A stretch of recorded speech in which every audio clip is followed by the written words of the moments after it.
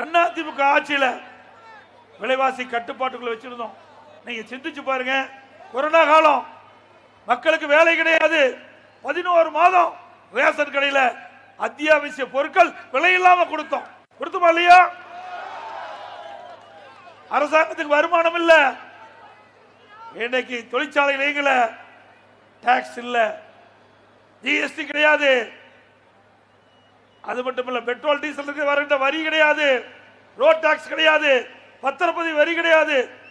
எதுவுமே இல்லாத காலத்தில் கூட விலைவாசி கட்டுப்பாட்டில் வச்சிருந்தோம்.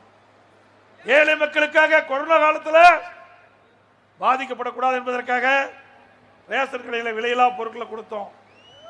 அது மட்டுமல்ல, கொரோனா காலத்தில் அம்மா உணவகத்தில் 3 வேளை சுட சுட ஏழை மக்களுக்கு உணவு அளித்த அரசாங்கம் இந்தியாவிலேயே அதிமுக அரசாங்கம். எந்த அரசாங்கமும் இப்படி காப்பாற்றியது கிடையாது.